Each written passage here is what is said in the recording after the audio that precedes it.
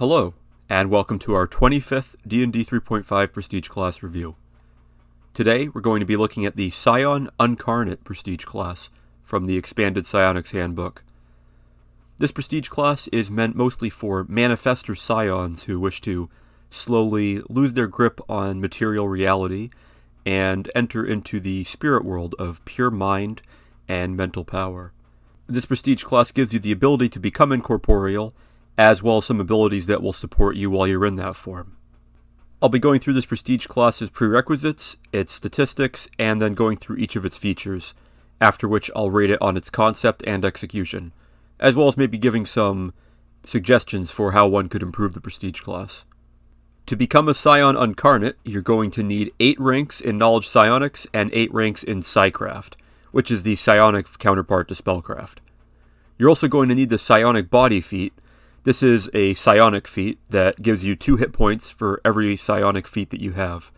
So, while it's not as bad as Toughness, it's perhaps not the greatest feat ever, but it can give your psionic caster a little bit of extra durability, which can be helpful, especially if you're planning on taking a lot of psionic feats. And let's hope you are if you're going to be taking this one. You're also going to need to be able to manifest 3rd level powers, which means that you're going to need to either be a 5th level Psion, a 6th level Wilder, or a 7th level or higher Psychic Warrior. You could also take this after your 7th level in Arden or Lurk, but like with the Psychic Warrior, as the Prestige class notes, those classes are more likely to want to stick to their corporeal forms and the things that they can do in that body, rather than the ghostly one that this Prestige class gives you. And lastly, you will need to have had some instruction by either another Psion Uncarnate, or have had access to the teachings of the Golden Mind, which is the entity that originated this Prestige class and its various powers and teachings. The Psion Uncarnate gives you a D4 hit die, base attack bonus equal to half your level, and a goodwill save. So, about the same as the Psion. It also improves your psionic manifesting ability at level 2, 3, 5, 6, 8, and 9, leaving 4 levels, including the first level, without any improvement to your psionic abilities. Like with Prestige classes that have dead levels when it comes to improving your spellcasting ability, you're immediately forced to consider this Prestige class through a harder lens, asking yourself whether it's worth it to give up some of your precious spellcasting advancement in order to gain the abilities that the Prestige class offers you. With psionics generally being considered less powerful than spellcasting, this is either more or less of an issue depending on how you look at it. That said, it's already an uphill battle for this Prestige class as we start to look at its various features. At level 1, you get the incorporeal touch feature. This allows you to make up to 3 melee touch attacks per day that each deal 1d6 points of damage if they hit. Your strength modifier doesn't apply, but this attack is effective against incorporeal creatures, and against corporeal creatures while the Psion Uncarnate is incorporeal. This is going to make your hand and arm slightly translucent when you make these attacks, and if you miss, you still use up 1 use of the ability. Every 4 levels after first, you get an extra d6 of damage with this attack. And while you are Uncarnate, which you get later on, uses of this ability don't count against your daily uses. So while you are in your Uncarnate form, which, spoiler alert, eventually becomes permanent, you can simply keep using this attack.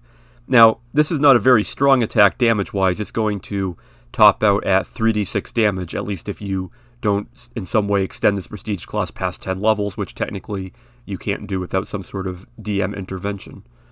However, it is typeless damage, which is always useful. It's not going to be affected by damage reduction, and it also is going to be a touch attack, which can be quite helpful for a spellcaster who, while they shouldn't be getting into melee combat anyway, will be able to actually hit with this attack against higher level monsters that are going to have a better armor class, and with a 1/2 level base attack bonus, being able to hit is a real concern. So this is a mediocre first level feature, but it is setting up for what comes later on. You also gain the Uncarnate armor. This one allows you to wear armor and have it count toward your armor class even when you're incorporeal. The downside is that you don't get to add your charisma modifier to your armor class as a deflection bonus like most incorporeal creatures do. That said, if you're playing a Psion, which is the quickest way into this Prestige class, you're probably not going to have that great of a charisma modifier anyway. So at 2nd level, you gain the Shed Body feature.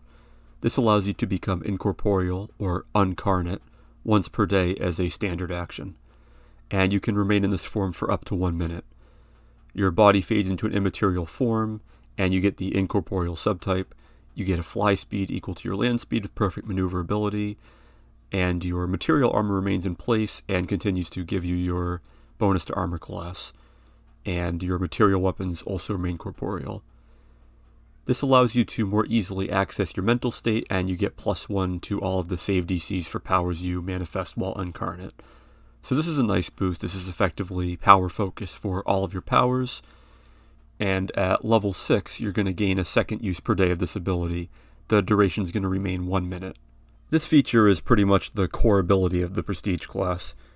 The ability to turn incorporeal is a great way to get around, moving through walls and the like, and it's also a great defensive measure. It's going to make you immune to all mundane attacks, so any monsters that don't have a magic weapon or damage reduction / magic that gives them magical natural attacks is going to be just pretty much unable to hurt you. And even monsters that do have magical attacks are going to have a 50% chance of missing you, unless it's a force attack or a ghost touch weapon or something like that. So being incorporeal while casting spells, or manifesting powers in this case, is going to be a really nice defensive ability. While it does take a standard action to activate and only lasts for a minute, it is still going to be useful for keeping you safe throughout at least a couple of encounters. And if you know you're about to go into a dangerous area, this is a good way to avoid those hazards. At level 3, you're going to gain the Assume Equipment feature. This allows you to designate a number of pieces of worn equipment equal to your Psion Uncarnate level to become incorporeal with you when you use your Shed Body ability. This is going to have no effect on the equipment's function, but now when you are incorporeal, you can pass through solid objects while wearing nothing other than the designated equipment. The equipment automatically changes to incorporeal when you shed your body, and you can change your designations as you desire. This is a nice feature for bringing some equipment with you as you pass through walls and doors and such, but it really seems like a utility ability that ought to have been included with the base feature rather than given to you one level later. At level 4, you gain the Assume Likeness feature, which allows you to, while incorporeal, disguise yourself as a small, medium, or large creature as a standard action.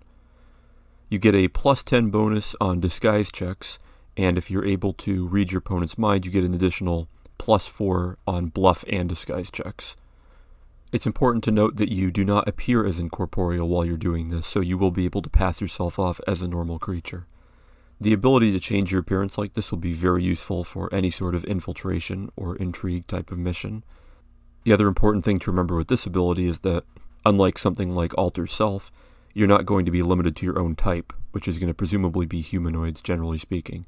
With this ability, you can assume the likeness of any sort of creature and still gain the benefits, which is going to be very, very helpful in a dungeon situation where there are going to be a lot of non-humanoid creatures, presumably. This ability is certainly a lot stronger than your second level ability probably is going to be, although, again, while it is nice to have an at-will Alter Self ability effectively with some additional flexibility, that is going to be one of your few tricks outside of your Shed Body for quite a while. Level 5 gives you an upgrade to your incorporeal touch, and at level 6 you gain a second use per day of Shed Body. It's not until 7th level that you get your next new feature, which is Telekinetic Force. This allows you to use a telekinetic force effect as a standard action that does not provoke attacks of opportunity, with a save DC equal to 14 plus your key ability modifier. You can use this ability at will while incorporeal, or 3 times per day while in your corporeal form.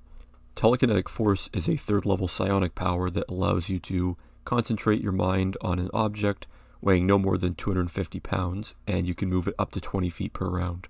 You can telekinetically manipulate the object, and after 5 rounds you can attempt to break it with a strength check using your casting ability.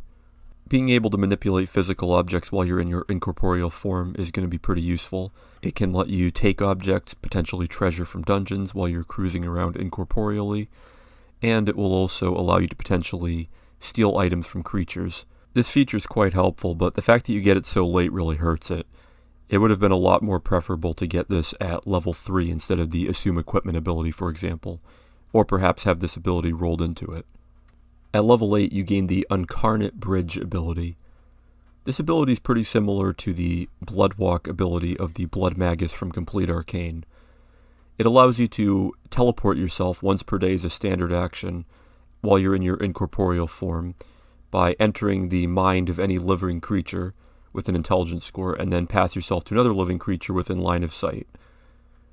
Line of sight range is a little bit nebulous, but usually it's going to be effectively around 100 to 200, maybe 300 feet or so. Anything further than that will be outside the scope of most adventuring situations. According to the ability, neither creature need be a willing participant. You can simply, in your incorporeal form, enter one creature's mind, teleport to another within line of sight of that creature, and then exit, effectively teleporting yourself between two creatures. And exiting the destination creature is harmless unless, and this is another similarity to the Blood Magus ability, you wish for it not to be, and you can destructively exit the destination creature's mind. They have to make a DC 15 plus your key ability modifier will save, or else take 10d6 points of damage. This is quite a nice ability as this is typeless damage, so you could simply enter the mind of one of your allies, teleport to any enemy that has an intelligence score, and exit, forcing them to make a will save, usually of DC 20 to 25, or take 10d6 points of damage, which will ignore any sort of spell resistance or damage reduction. While this certainly isn't the most powerful ability, and the levels of manifesting ability that you're going to give up in order to get to it certainly bring its value into question, the cool factor and its utility for moving around the battlefield and dealing damage to creatures is going to make it a tempting option in a lot of cases. Finally, at level 10, the Psion Uncarnate gains the Uncarnate feature. At this point, you become a being of pure psionic consciousness, and you become permanently incorporeal. On the flip side, you can become corporeal once per day for up to 1 minute, but you spend the rest of your time as an entity of mind untethered by the physical world. This is really the final stage and ultimate incarnation of the Psion Uncarnate, as you finally no longer have to limit yourself to a few uses per day of your shed body feature. And all the other features that you've gained up to this point are going to have maximum utility, as you will always be in your incorporeal form, allowing you to, if you want to, zip around the battlefield, dealing severe damage to your enemies as you teleport between them, manipulating objects with your telekinetic force, and disguising yourself as various creatures. So this is a good ending to the Prestige class, but the real question is if it's worth getting to this point. You are going to be losing a total of 4 Manifestor levels, which is going to put you 2 whole power levels behind in terms of your manifesting ability for your psionics. While the features you gain here are moderately strong and very cool flavorfully, it's really difficult to justify losing those 4 levels. And on top of that, the fact that they are so spread out along the 10 levels of this Prestige class make it even more difficult to justify. If I were to change this Prestige class, I would have condensed a lot of these various capabilities for your incorporeal state into just 5 levels, and I would have maybe at most taken out 1 level of Manifestor ability. This would put you a little bit on the back foot. It would make you basically the equivalent of a sorcerer instead of the equivalent of a wizard if you're a scion, and so on and so forth, but it wouldn't effectively cripple your psionics using ability and pretty much take you out of the running for a lot of those higher level powers. Despite all that, if you don't mind deviating from your psionics quite a bit, it's still a very flavorful Prestige class with a lot of fun powers, and while the payoff really doesn't come until level 10, if you're going to play that long, you're going to be able to have quite a bit of fun at higher levels. The only real downside here is that by the time you reach that level, if you didn't get into this Prestige class at level 5, those abilities are going to quickly become less and less relevant as the game gets into epic levels. And especially with something like Uncarnate Bridge, even 10d6 of typeless damage is not going to be very good, especially when it's keyed off of a flat DC that doesn't scale with your level, only your ability modifier. So overall, I'm going to give this Prestige class 5 stars for concept and 2 stars for execution. With the suggestions that I put in, I think it could easily be 3 or 4 stars, but as is, it's simply too spread out and you give up too much manifesting ability to get those features, which admittedly can be very strong. Being incorporeal is going to make you all but immune to damage from a lot of enemies, but by the time you get to higher levels in this Prestige class, a lot of enemies will be finding ways to deal with you one way or another. Essentially, to sum up, being incorporeal is a great defensive option, but it's going to be next to useless if you don't have the offensive power from your psionics to still make you a threat on the battlefield. So that's going to be about it for this Prestige class review. Please like, share, comment, subscribe, and so on. Thanks for watching, and I'll see you next time here on 3.5 Archive.